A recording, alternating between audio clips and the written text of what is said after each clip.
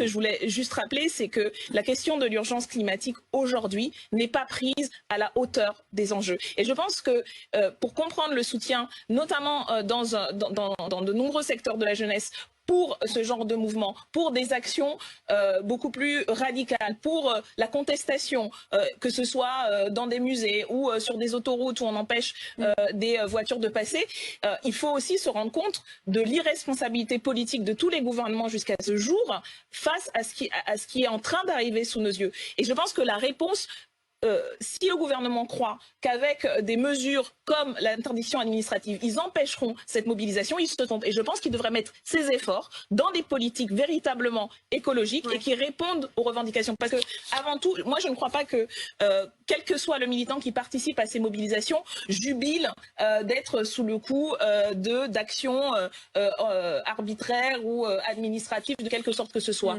Je pense que tous et toutes serions très heureux et heureuses que le gouvernement prenne à bras-corps ce sujet et évite justement qu'il y ait des mobilisations à n'en plus finir et qu'on soit aussi impuissant que cela. Pour obtenir le retrait du projet, les mobilisations, continuer les mobilisations. Mais d'abord, les mobilisations, je le rappelle, c'est ça qui a permis que ça devienne un sujet politique qu'on prenne véritablement au sérieux. Et je pense que ces mobilisations vont continuer tout simplement parce que le dérèglement climatique, ça y est, il est à l'œuvre.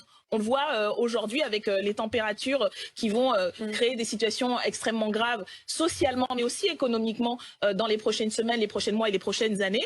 Et donc oui, il va falloir prendre ce sujet à bras-le-corps. Et je crois qu'il est tout à fait légitime que les citoyens, les citoyennes et la jeunesse se mobilisent en France, mais aussi partout en Europe et dans le monde. Et les gouvernements feraient mieux d'écouter cela plutôt que de tenter de réprimer et de discréditer ces mouvements.